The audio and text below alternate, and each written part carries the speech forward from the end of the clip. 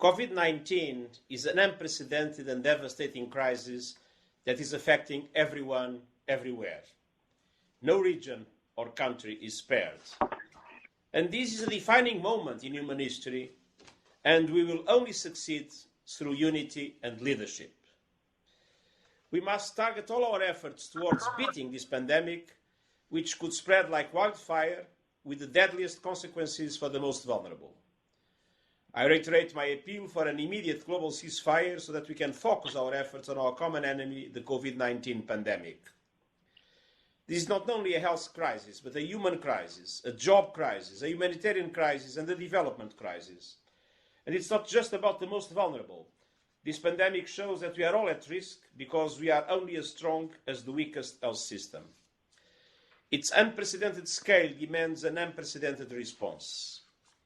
Excellencies, I've issued a global three-point call to action in response to COVID-19 pandemic. First, we must take decisive action to suppress the virus and alleviate suffering. That demands a globally coordinated health response led by the World Health Organization. This response urgently requires support, solidarity, and resources. We must pool our efforts to assist countries at risk, strengthen and expand their health systems, and stop transmission through the combination of testing, contact tracing, and quarantine associated with appropriate restrictions on movement and contact.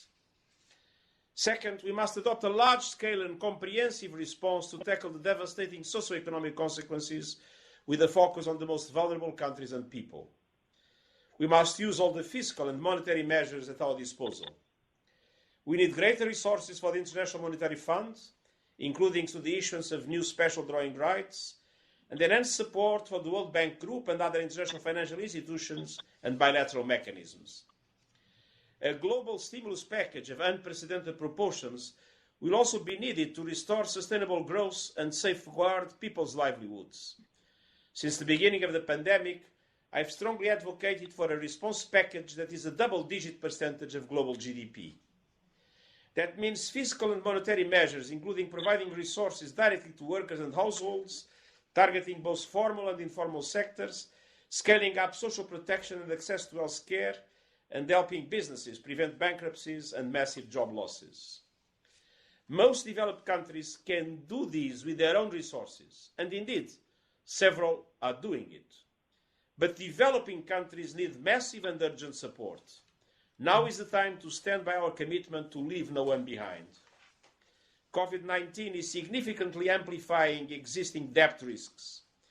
The time-bound G20 initiative to suspend debt service payments for the poorest countries is a critical first step.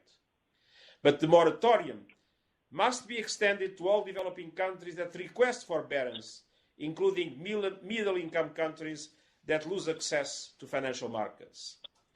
Beyond an initial debt moratorium, targeted debt relief will be needed.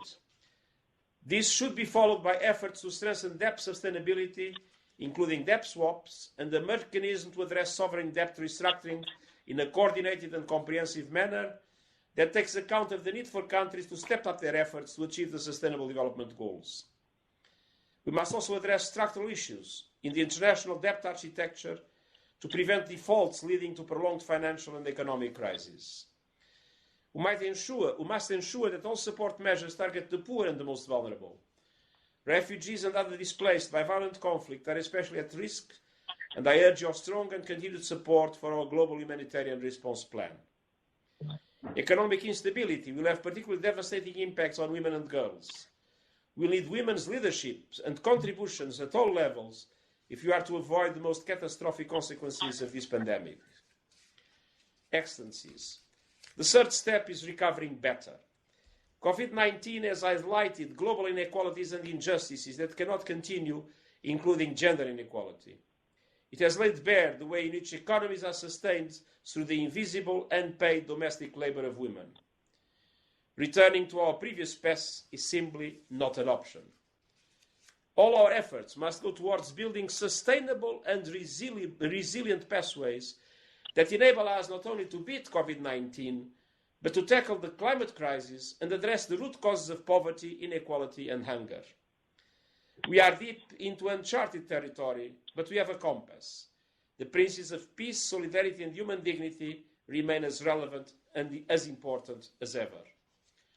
The 2030 Agenda for Sustainable Development, the Paris Agreement, and the Addis Ababa Action Agenda embody those values, and the commitments must be respected. Our great multilateral frameworks address precisely the failures that are being exposed and exploited by the pandemic. Stark inequalities in income and access to finance, high indebtednesses, a highly leveraged financial system, and a dysfunctional multilateral trading system. The entire United Nations family is mobilized to address this global emergency, including by supporting member states in implementing those agreements. Together, we will beat this pandemic and build a better future of peace, prosperity, human rights and dignity for all on a healthy planet. Thank you.